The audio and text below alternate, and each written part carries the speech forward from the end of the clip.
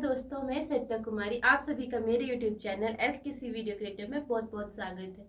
तो आज हम बात करेंगे MA हिंदी के प्रथम सेमेस्टर की पुस्तक मध्यकालीन काव्य के एक कवि हैं मलिक मोहम्मद जायसी जी।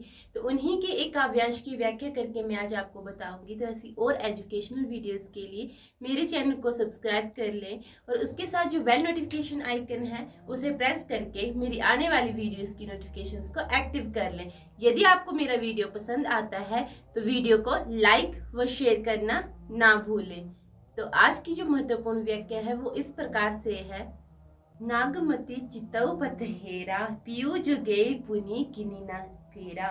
नागमती काहू नारी वस परा तेई मोर पियू मोसो हरा।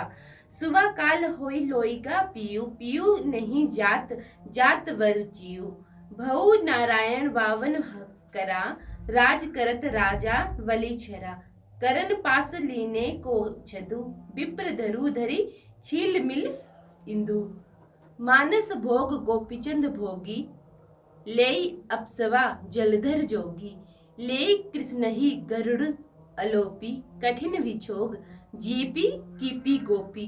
सारस जोरी कोन हरि मारी वियाधा तीनह। झुरी झुरी पीजर सो हो भई विरह काल मोहि दीनह। तो शब्दार्थ इसके रहेंगे। पथ हेरा को होता है मार्ग देखती है। पुनि को होता है फिर। किन्ने ना फेरा को होता है लौट कर नहीं आए। चितौ का होता है चितौड़। वश परा का होता है वश में होना तथा अवस्था वशीभूत होना। मुसौहरा को होता है मुझसे छीन लिया। नागरी का होता है नायक। वावन करा का होता है वामन रूप। छरा का होता है छल्ला या धोखा दिया। करण का होता है राजा करण। छदु का होता है छल छंद। विप्र का होता है ब्राह्मण का रूप। छिलमिल का होता है कवच। अप्सवा का होता है चल दिया। विछोह का होता है विछुड़ना। हरि का होता है हरण करना। पीचर का होता है हड्डियों का ढांचा। वियाधा होता है तलवार। तो प्रसंग इसका रहेगा। प्रस्तुत काव्यांश सूफी कवि मलिक मोहम्मद जायसी द्वारा विरचित महाकाव्य पद्मावत के नागमती वियोग खंड से उदित किया गया है। चित्तौड़गढ़ का राजा रतन सेन राजकुमारी पद्मावती को प्राप्त करने के लिए सिंहलद्वीप चला जाता है। लंबा समय व्यतीत होने पर भी वह लौटकर नहीं आता तो उसकी रानी नागमती उसके वियोग में व्याकुल हो जाती है। नागमती की वियोग दशा का वर्णन करते हुए कवि ये शब्द कहते हैं कि नागमती चितौ पथ हेरा पियू जो गए पुनि किनी ना फेरा। नागरी काहू नारी वस परा तेई मोर पियू मोसो हरा। तो कवि का कहने का अर्थ है कि रानी नागमती चित्तौड़गढ़ में अपने पति के आने की प्रतीक्षा करती रहती है और सोचती है कि प्रीतम जो सिंहलद्वीप गए हैं इतने समय के पश्चात भी वे लौटकर नहीं आए। ऐसा लगता है कि वहां भी किसी नारी की वशीभूत हो गए हैं। उसी नारी ने मेरे पति को मन और मुझसे विपरीत कर दिया होगा, अर्थात उसने मेरे पति को मुझसे दूर कर दिया होगा।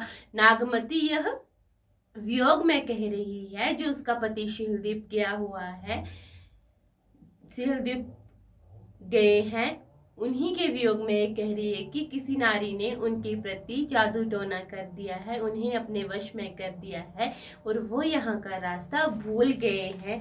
सुबह काल होई लेगा पियू पियू नहीं जात जात वरुचियु। भऊ नारायण वावन करा राज करत राजा बलि छरा। कर्ण पास लीनु के दजु विप्र रूप धरी छिलमिल ईदु।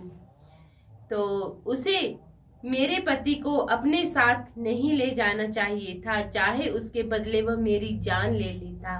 वह तोता तो मेरे लिए वैसा ही छली सिद्ध हुआ जैसे राजा वली के लिए वामन भगवान ने छल करते हुए राजा कर्ण से उसके अमोघ कवच को ले लिया था। वैसे ही उसने मेरे पति को छल पूर्वक मुझसे ले लिया है। नागमती ये वियोग में कह रही है कि मेरे पति को उसने वियोग में ले लिया है।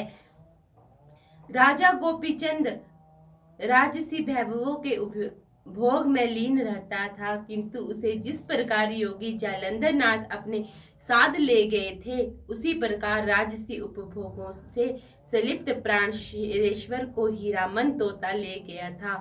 मानव भोग गोपीचंद भोगी लेई अप्सवा जलधर जोगी लेई गरुड़ अलोपी कठिन विछो जियहि कीमी गोपी सारस जोरी कोन हरि मारी वियाधा तीन झुरी झुरी पीजर हो भये बिरह काल मोहि दीन। तो उसी प्रकार राजश्री उपभोगों में संलिप्त प्राणेश्वर को हीरामन तोता ले गया है। जैसे श्री कृष्ण को अंकुर अपने साथ मथुरा ले गया था, जैसे श्री कृष्ण के जाने के पश्चात गोपियां रहना दुष्कर हो गया था, उसी प्रकार प्रिय के वियोग में मेरे लिए जीवन दुर्भर हो गया है। नागमती विरह के बारे में अल्पविलाप सा करती हुई कहती है कि हमारी 700 जैसी जोड़ी को किसने भंग कर दिया है, अर्थात हमें किसने अलग अलग किया है। इससे अच्छा तो तलवार मारकर मेरी हत्या कर देता। पति के वियोग की आग में झुलस झुलस कर मेरा शरीर हड्डियों का ढांचा मात्र रह गया है, उसमें जरा भी सत्व नहीं बचा है। तूने मुझे विरह का दुख दे डाला है। कि पति के वियोग में वो इतनी लीन हो गई है कि वो कह रही है कि इससे तो अच्छा होता है कि मुझे तलवार से ही वो मार देते, या फिर मैं यहाँ पे रहती ही नहीं। इस वियोग की पीड़ा को मैं क्यों सहन कर रही हूँ। विशेष इसका रहेगा नागमती ने उसके पति रतनसेन को पद्मावती के प्रति आकृष्ट करने वाले हीरामन तोते को उलाहना कर दिया है। नागमती की विरह भावना की सुंदर अभिव्यंजना की गई है। ठेठ अवधि भाषा का प्रयोग हुआ है। शब्द योजना अंतत सटीक एवं भाषा अभिव्यक्ति में सहायक सिद्ध हुई है। अनुप्रास वक्रोक्ति रूपक एवं दृष्टांत अलंकारों का इसमें प्रयोग हुआ है। चौपाई एवं छंदों का भी इसमें प्रयोग किया गया है। आपको मेरा वीडियो कैसा लगा कमेंट बॉक्स में ज़रूर लिखें। यदि आपको मेरा वीडियो पसंद आया है तो इसको लाइक व शेयर करना ना भूलें। Thanks for watching.